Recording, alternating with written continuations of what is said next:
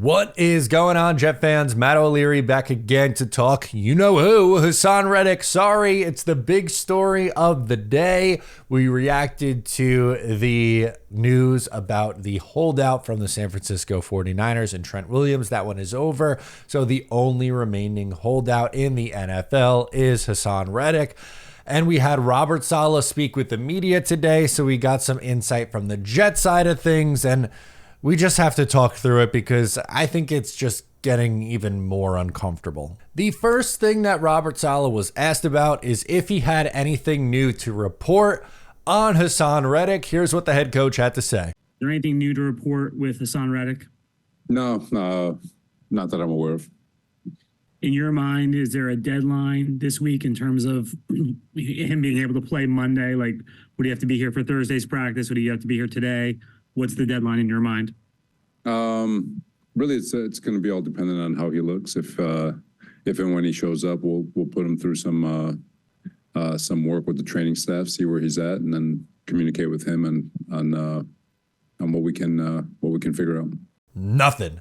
Absolutely nothing. He has nothing new on Haason Reddick, and there is no deadline, saying they'll see when he gets in what kind of shape he is in. Now, unless he is reporting to New Jersey then I don't think he is playing in this game on Monday Night Football. Sure, there is a practice on Thursday for the New York Jets, but once again, would like to reiterate, it's going to be very difficult for him to come in and have any sort of impact. It feels like that deadline is here or past, but if I had to guess at this moment, it feels like he would not be signed by the beginning of this game, which is frustrating because for the 55th time today, the Jets are better with Haason Reddick versus without him. Can they still survive without him? Depends on what your definition of survive is. I would say yes, they can survive. Will they have the elite of the elite defense? I don't know. I think they're top three with him, and then without him, they're probably somewhere between 5 and 10. There's still going to be a very good defense, I think, but not having that elite level pass rusher is going to make a big difference for this team. And Saleh not having anything new, once again, I feel for Saleh. He's got to go up there and answer all the questions when in reality, Joe Douglas or probably, let's be real, Woody Johnson probably should be answering these questions.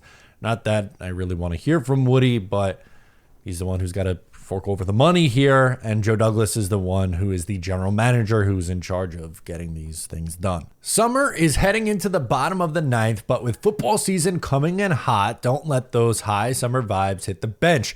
Change the game and elevate your everyday with Via. Via gives you the freedom to blaze your own trail and get fully legal hemp and cannabis products discreetly shipped to your door in all 50 states. That new training schedule hitting you hard? Via's Relief line, designed to support your relaxation and restoration, is the ideal companion to level up your post-gym recovery and alleviate those aches and pains from years on the field. Via's organic flower is grown carefully and rigorously tested to ensure the highest quality, free from harsh pesticides or nasty chemicals. Trusted by a number of professional athletes at the top of their game and over 500,000 happy customers for their wellness needs, Via is the brand everyone's raving about. So if you're 21 plus, check out our link to Via's website in our description for 15% off. If you want to add to why I am uncomfortable and why I think this is an uncomfortable situation, Robert Saleh admitted at his press conference today that he hasn't spoken to Haason Reddick since before training camp. That is over a month ago. It's September. Training camp started in July. We're talking early July the last time. We were eating hot dogs on the 4th of July the last time Haason Reddick and Robert Saleh were speaking. It's just, and I don't blame, I'm not putting the sole blame on Robert Saleh for them not communicating. Really, the issue that I take with the Jets is their whole stance that we are not going to talk to him or acknowledge his existence unless he is in the building. I don't think that is the right way to go about it. And once again, I am not saying the Jets need to fold and meet every single demand that Haason Reddick has. But there is a very clear reason why the New York Jets traded for Haason Reddick. And I think that's being glossed over by some Jet fans. They lost via free agency and via trade. Bryce Huff gone to the Philadelphia Eagles via trade. They trade away John Franklin Myers for peanuts in return. And now you're in a spot where you have Michael Clemens, who's been starting in training camp opposite of Jermaine Johnson. Do I think Michael Clemens is on the same level as John Franklin Myers? No, I don't, personally. Can he be a good run defending edge? Yeah, that's his strength. I don't think he's going to give you the pressures that JFM gave you. JFM was a perennial 50 pressure a season guy. You had 8, I believe the number was, for Michael Clemens last year. I know they played different snap counts. Moral of the story, I don't think he's going to give you the same pass rush juice. Will McDonald, I am optimistic about as a pass rusher. I don't think he's a well-rounded edge player yet at this point in his career.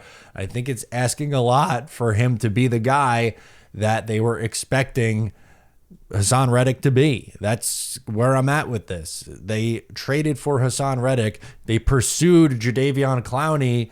They were apparently interested in taking a meeting with Shaq Barrett. They were talking and around edge guys after losing Bryce Huff. Clearly, the Jets could spin this any way you want, and you at home could spin this any way you want into a positive Jets narrative. But the reality is, inside that building, they know they need the pass rush. That's why they went out and traded for Reddick. That's why they had a visit with Jadeveon Clowney. It's why they were potentially interested in taking a meeting with Shaq Barrett, and on and on and on it goes. It continues as Josina Anderson chimed in on Haason Reddick on Twitter. Here's what she had to say. Quick status check. League source this morning on the Jets and Haason Reddick situation. Nothing has changed. Another league source a few days ago. There's really not much going on there. Talks are always fluid. We'll see if this moves towards a resolution before the Jets play the 49ers September 9th on Monday Night Football. Talks are always fluid. I don't know when this is going to get resolved then. I really don't. I'm kind of just throwing my hands up because, again, I will reiterate, I think Haason Reddick is getting some awful advice from his agent. Haason Reddick does not get a complete pass for this situation. I think that he definitely plays a factor in it. I don't think the Jets deserve a free pass either. I'm not saying, give him $100 million, a big 4-year deal and anything like that. Not what I'm saying here. Can they redo the money for 2024? Maybe tack on an additional season for 2025. The Jets have signed a lot of 1- and 2-year deals or have the ability to get out of contracts this year or the following year because it aligns with the Aaron Rodgers window and also goes to the point that the Jets are going to need to pay guys like Sauce Gardner, Garrett Wilson, Jermaine Johnson, Breece Hall sooner rather than later. In 2025, the earliest, most likely, I would say for a lot of them in 2026. So you don't want Haason Reddick and some of the other veterans eating up your cap space at that point, but trying to optimize this window. And that's really the frustrating part to me. It's frustrating because this is supposed to be, or at least it's billed as, a going for it all season. They signed Tyron Smith in free agency. They traded for Morgan Moses. They still drafted a first-round offensive tackle. They signed Mike Williams. And there were other things that they did to put themselves in a spot. They signed John Simpson, like all these things to really push their chips towards the table. They have a better contingency plan at backup quarterback. After losing Bryce Huff, poor decision. They pivot to Haason Reddick.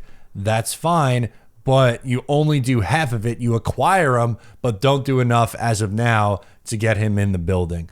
So is it the Jets and Joe Douglas holding firm? Is it Woody Johnson not wanting to fork over money? This is the same guy who had some comments on Hard Knocks last year about how much Quinnen Williams is making.